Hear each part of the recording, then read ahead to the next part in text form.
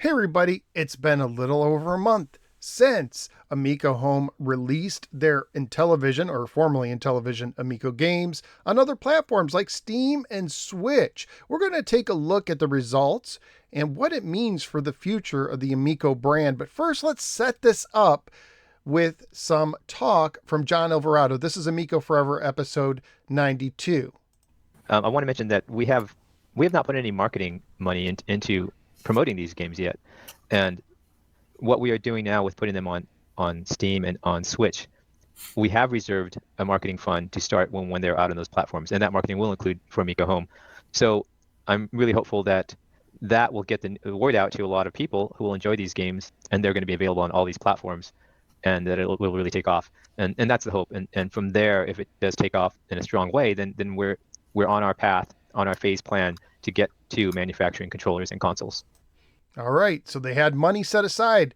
They owed a lot of refunds still, by the way, but they decided to use money for marketing instead so that they could release the system and the controllers. Let's continue on. Same episode later on.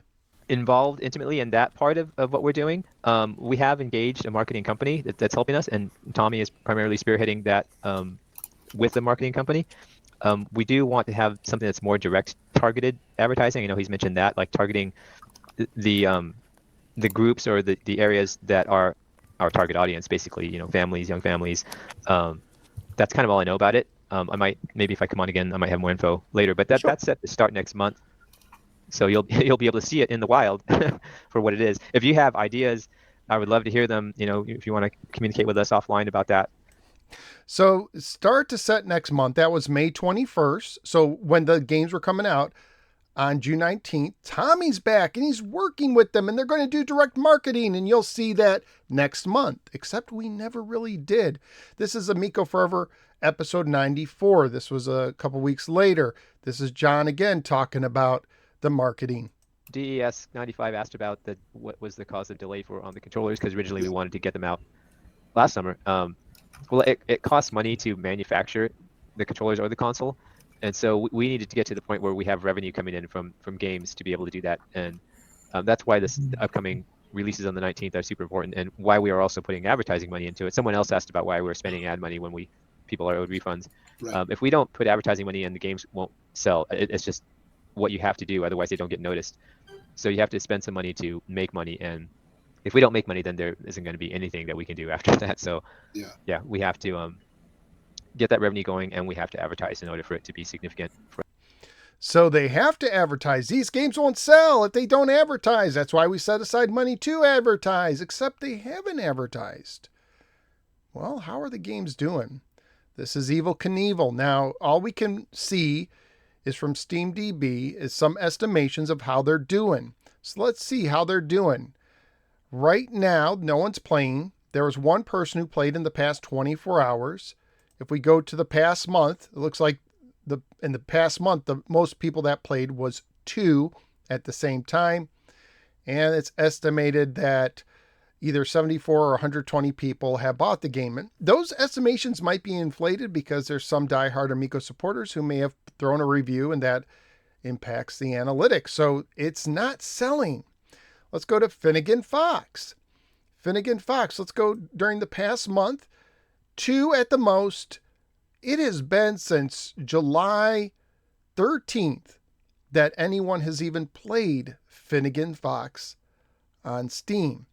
And again, this doesn't look very good. Estimations, 88 copies sold, maybe 150 copies sold. They're not selling. Let's compare it to Fox in Forest, okay? We'll do the past month for Fox and Forest. Now, this game has been out quite a while. It's a game that Finnegan Fox is based on. And you can see its all-time peak was 46. One person played in the past 24 hours. But even it has more activity than Finnegan Fox, even though this game is quite a bit older. And look at these estimations. Anywhere from 4,000 to 54,000 copies sold on Steam, according to these estimations. And I'll just compare it to Gatoroo's, friend of a show. He made a game called Ampersat, $9.99 game on Steam. Recently, it was free for a while too. And look at this. Compare these stats. 29. Now, this is one individual. This is like kind of almost his hobby. It's not his primary job. He doesn't have 600 years of experience. 29 people right now are playing his game.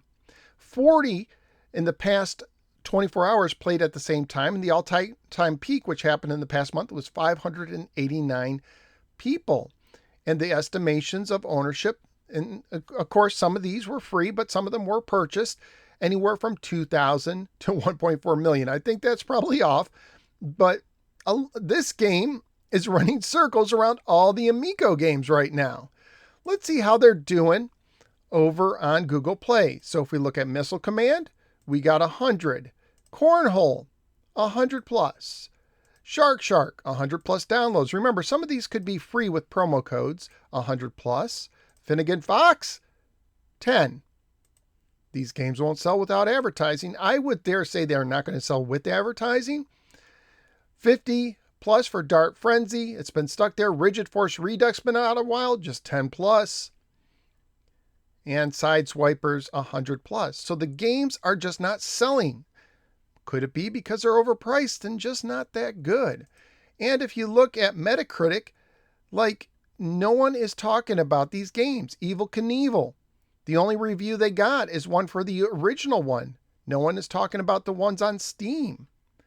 If we go to Finnegan Fox, Metacritic, not enough reviews to get any data. And one person gave it a 3, one user review. And that's it. And I want to also point out this video right here, Inteliivision Amico pre-order refund updates that I did quite a while ago. Friend of the show, Gatorus, who I talked about before, offered to Phil Adam to port the games to Steam for free as long as they would dedicate the money, first of all, to the people who are owed refunds. And Phil Adam, after kind of a little bit of back and forth, ultimately decided that if Gatorus wanted to do it, he would have to license the games. Okay. So this company had a chance to have these games ported for free. Instead, they paid John Alvarado, probably with the money they got from selling all the Inteliivision brand stuff to Atari. That's probably the money they're still using. John said they set money aside to advertise that Tommy was back. There was a time where I gave a lot of benefit of the doubt to John Alvarado. Tommy, well, he's one to really stretch some truths and just flat out lie. But I thought maybe John's telling the truth. But is he lying? Is he lying about Tommy Tellerico being back? Just saying that to get people excited, not sure why you'd say that lie? Or is it just a way to funnel some money to Tom? Maybe Tom buys a $20 Facebook ad for these games and they pay him $1,000 for his troubles from the Atari money. Just speculation, no idea, just thinking out loud. One thing is for sure, these games are bombing. John seems to have lied about the advertising. Otherwise, he's doing a weird thing where you release the games and much later do you advertise. I'm not sure why you would do that. But there's been no advertising that was supposed to happen last month. And by the looks of it, this company is not going to have any money for refunds. They spent that on marketing, supposedly, or on John doing a job that Gatorus offered for free. And all those people are left in the dark. And if you're an Amico fan, I'm sorry. It doesn't look like you're getting your controllers or your system. My guess is, this is just my guess, is that John's going to keep porting a game here and there to Amico Home as long as there's money in the bank account from Atari, and once in a while give someone a refund until the money's gone and they'll declare bankruptcy. It's also crazy that a lot of these big Amico supporters on the YouTube and Rumble, what have you, it seems most of them aren't really playing these games or streaming them on their channels these days. So I don't even think the people who got these games find these games very interesting. And one final thought, if they needed advertising to sell these games, why hasn't John been advertising Amico Home early on? As far as I know, they never really advertised it other than sending out an email here and there. Is this just one big long play to slowly drain all the money? I don't know. Let me know your thoughts in the comments below, and I will see you next time.